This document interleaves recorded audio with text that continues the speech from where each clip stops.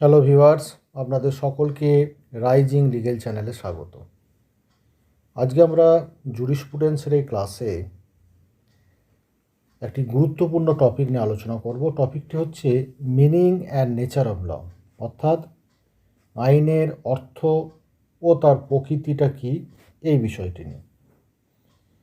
দেখুন ভিউয়ার্স, এই যে ল বা আইন শব্দটি ব্যাপক এবং সংকীর্ণ উভয় অর্থে কিন্তু ব্যবহার করা হয়ে থাকে। ব্যাপক অর্থে আইন শব্দটির প্রয়োগ জ্ঞান বিজ্ঞানের বিভিন্ন ক্ষেত্রে দেখা যায়। মানুষ সামাজিক জীব, এটা আমরা সবাই কম বেশি জানি। সমাজবদ্ধ জীব হিসেবে সুষ্ঠু ও সুন্দর জীবন গড়ে তোলার জন্য মানুষকে কিন্তু ভিউয়ার্স কতগুলো সামাজিক বিধিনিষেধ মেনে চলতে হয়। এই বিধিনিষেধগুলিকে সামাজিক আইন বলে। আবার সুসভ্য জীব হিসেবে মানুষ ন্যায় অন্যায়, ভালো মন্দ, সৎ অসৎ প্রভৃতির মধ্যে পার্থক্য নিরূপণ করে সমাজ জীবনকে সুষ্ঠুভাবে এগিয়ে নিয়ে যেতে চায়। এই উদ্দেশ্য সাধনের জন্য কিন্তু প্রয়োজন হয় কতকগুলো নিয়ম কানুনের, যেগুলির সাহায্যে মানুষের মানসিক আচার আচরণের সঙ্গে সামাজিক উদ্দেশ্যেরও কিন্তু সমন্বয় সাধন করা হয়। এই নিয়মগুলিকেই কিন্তু ভিউয়ার্স নৈতিক আইন বলা হয়ে থাকে। এছাড়া প্রাকৃতিক ঘটনাবলীর মধ্যে যে কার্যকারণগত সম্পর্ক দেখা যায়, তার পেছনেও কিন্তু কতকগুলো নিয়ম থাকে। এই নিয়মগুলিকেই কিন্তু ভিউয়ার্স আমরা প্রাকৃতিক আইন বলে বর্ণনা করি।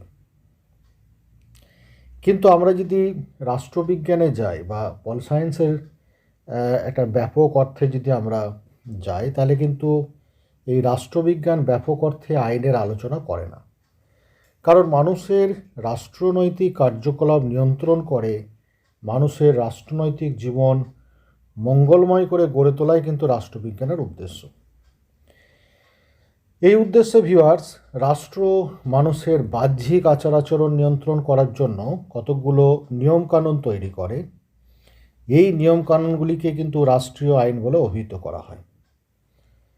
এবং আমরা জানি যে রাষ্ট্রীয় আইন ভঙ্গ করলে আইন ভঙ্গকারীকে দৈহিক শাস্তি পেতে হয়, কারণ রাষ্ট্রীয় আইনের প্রধান রক্ষাকর্তা হলো সার্বভৌম শক্তির অধিকারী রাষ্ট্র।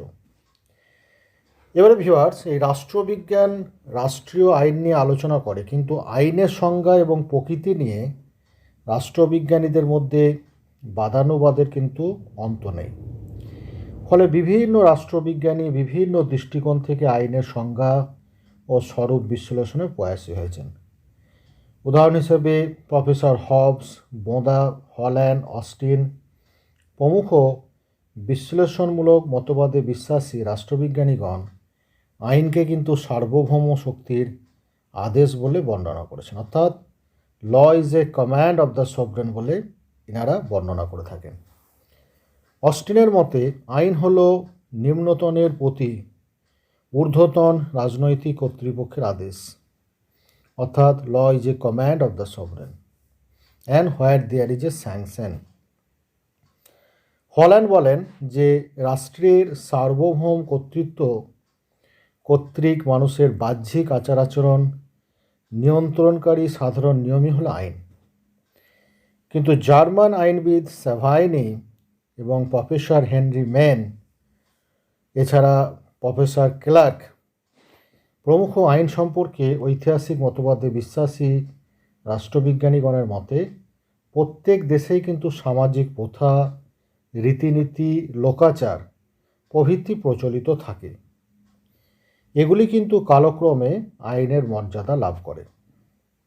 সুতরাং কোনোভাবেই কিন্তু আইনকে সার্বভৌম শক্তির আদেশ বলে কিন্তু মেনে নেওয়া যায় না। অর্থাৎ ভিউয়ার্স, আমরা যদি প্রফেসর স্যাভাইনি, হেনরি মেন বা ক্লার্কের যদি অপিনিয়ন দেখি, ওনারা কিন্তু বলছেন যে ল কিন্তু কখনোই কমান্ড অফ দ্য সভরেন নয়, অর্থাৎ সার্বভৌম যে আপনার রাষ্ট্রের যে একটা আপনার হুকুম বা আদেশ, এটা কিন্তু আইন নয়। এবং ইনারা কিন্তু সামাজিক প্রথা, রীতিনীতি, লোকাচার এগুলোকেই কিন্তু আইন বলে ব্যাখ্যা করেছেন।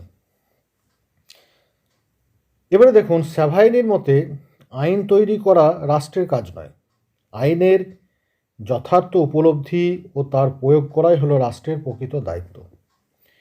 কিন্তু ভিউয়ার্স, আমরা যদি প্রফেসর ডুগুইট এছাড়া প্রফেসর ক্রাবে এই সমস্ত সমাজবিজ্ঞানীগণদের মতামত নেই, তাহলে দেখা যাবে যে ইনারা বলছেন যে বিভিন্ন সামাজিক কারণ ও প্রভাবের ফলেই কিন্তু আইনের সৃষ্টি। তাদের মতে আইনের মুখ্য উদ্দেশ্য হলো সামাজিক কল্যাণ সাধন করা। আইন সার্বভৌম শক্তির নির্দেশ কিংবা রাষ্ট্র কর্তৃক স্বীকৃত সামাজিক প্রথা বলে সর্বক্ষেত্রে কিন্তু আইন মেনে চলতে হবে, এ কথা কিন্তু তারা বিশ্বাস করেন না।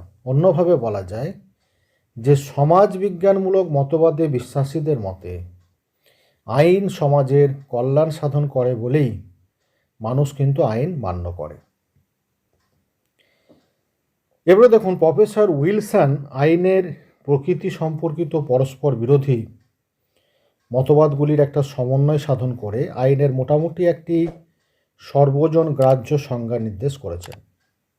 তার মতে আইন হলো মানুষের স্থায়ী আচার ব্যবহার ও চিন্তার সেই অংশ যা সার্বজনীন নিয়মের আকারে আনুষ্ঠানিক ও সুনির্দিষ্টভাবে স্বীকৃতি লাভ করেছে এবং যার পেছনে সরকারি কর্তৃত্ব ও ক্ষমতার সুস্পষ্ট সমর্থন আছে। সুতরাং প্রকৃত বা প্রচলিত যে আচার ব্যবহার সার্বভৌম শক্তির স্বীকৃতি লাভ করলেই সেটা আপনার আইন বলে পরিগণিত হয়। অবশ্য ভিউয়ার্স, আমরা যদি প্রফেসর বার্কার বা অন্যান্য কিছু রাষ্ট্রবিজ্ঞানীদের মত আমরা নিই, তাহলে এটা স্পষ্ট প্রতীয়মান হয় যে কেবলমাত্র রাষ্ট্র কর্তৃক স্বীকৃত বা ঘোষিত এবং প্রযুক্ত হলেই কিন্তু আইনকে আদর্শ আইন বলা যায় না। তাদের মতে আইনের মধ্যে বৈধতা, ভ্যালিডিটি এবং নৈতিক মূল্য, ভ্যালু অবশ্যই থাকতে হবে। এবার এখানে বৈধতা বলতে কি বলা হচ্ছে না, বৈধতা বলতে বোঝায় যে আইনের পেছনে সার্বভৌম শক্তির অধিকারী রাষ্ট্রীয় কর্তৃপক্ষের অনুমোদন ও সমর্থন। অপরদিকে নৈতিক মূল্য বলতে বোঝায় যে আইনকে সামাজিক ন্যায়নীতিবোধের ওপরে প্রতিষ্ঠিত হতে হবে।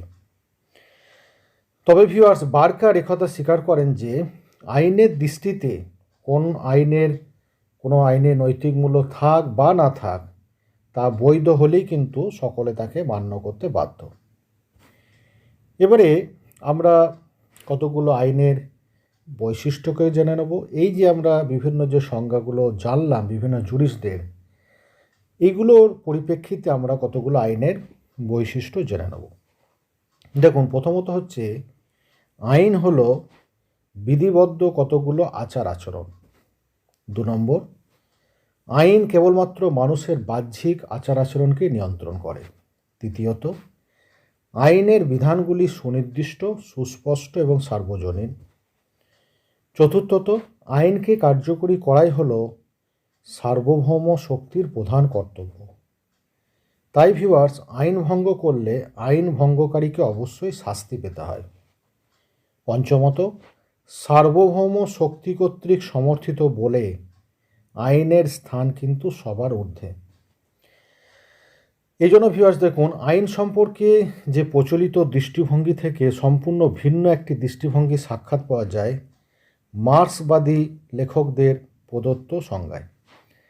মার্ক্স ও এঞ্জেলস বলেছেন যে সকল ব্যক্তি শাসন করে তারা কেবল রাষ্ট্রের মাধ্যমে নিজেদের ক্ষমতাকে সংগঠিতই করে না, তারা নিজেদের ইচ্ছাকে সার্বজনীন ইচ্ছারূপে অর্থাৎ রাষ্ট্রীয় ইচ্ছা বা আইন রূপে প্রতিষ্ঠিত করে। এছাড়া প্রফেসর ভিসিনস্কির মতে আইন হলো সেই সমস্ত আচরণ বিধি যা সমাজের প্রতিপত্তিশালী শ্রেণীর ইচ্ছার প্রকাশ।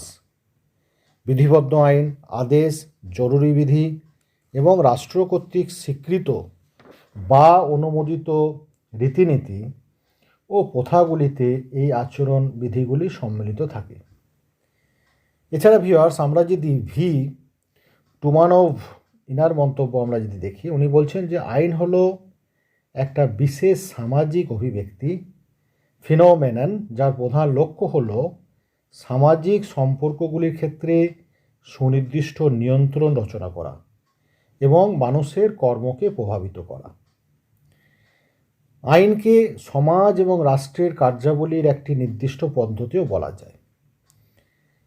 এবারে দেখুন, প্রফেসর ল্যাস্কি বলছেন যে যারা অর্থনৈতিক দিক থেকে শক্তিশালী, আইন তাদের ইচ্ছাকে রাষ্ট্র প্রকাশ করে।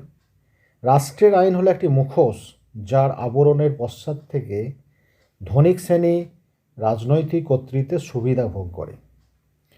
অন্যভাবে ভিউয়ার্স বলা যায় যে আইন হলো সমাজের অধিকারভোগী শ্রেণীর স্বার্থবাহী নিয়মকানুন।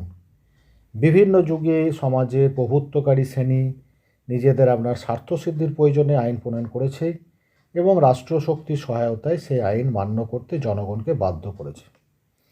দাস সমাজে যদি আমরা দেখি যে সেখানে কিন্তু আইন দাস মালিকদের স্বার্থে দাসদের বিরুদ্ধে ছিল। সামন্ত সমাজে আইন সামন্ত প্রভুদের স্বার্থে ভূমিদাসদের বিরুদ্ধে ছিল এবং পুঁজিবাদী সমাজে পুঁজিপতিদের স্বার্থে সংখ্যাগরিষ্ঠ সর্বহারা শ্রেণীর বিরুদ্ধে আপনার কাজ করে। সুতরাং শ্রেণী বৈষম্যমূলক সমাজে আইন কখনোই নিরপেক্ষ হতে পারে না এবং ন্যায় বিচার প্রতিষ্ঠাও করে না। কেবলমাত্র শ্রেণীহীন, শোষণহীন, সাম্যবাদী সমাজেই কিন্তু আইন ন্যায় বিচার প্রতিষ্ঠা করতে পারে। তো ভিউয়ার্স, এই ছিল আমাদের আজকের আলোচনা জুরিসপ্রুডেন্সের। এটা গুরুত্বপূর্ণ topic, that is meaning and nature of the law. আশা করা যায় এই ব্যাপারে আপনারা একটা পরিষ্কার ধারণা পেয়েছেন। পরিশেষে বলি যে যারা আমাদের রাইজিং লিগ্যাল চ্যানেলের সাথে আছেন তাদেরকে অসংখ্য ধন্যবাদ। অনেক ভিউয়ার্স আমাদের এই চ্যানেলকে দেখছেন কিন্তু এখনও সাবস্ক্রাইব করেননি। তাদের কাছে আমাদের বিশেষ অনুরোধ যে আমাদের চ্যানেলকে সাবস্ক্রাইব করে নিন এবং আপনারা কমেন্ট সেকশনে যে কমেন্ট করুন। আপনাদের সহযোগিতা আমাদেরকে আরও আগামী দিনে নতুন এবং উদ্দীপনা নিয়ে আরও নতুন নতুন ভিডিও তৈরি করতে সাহায্য করবে। পরিশেষে বলি আপনারা সকলে ভালো থাকুন, সুস্থ থাকুন। ধন্যবাদ।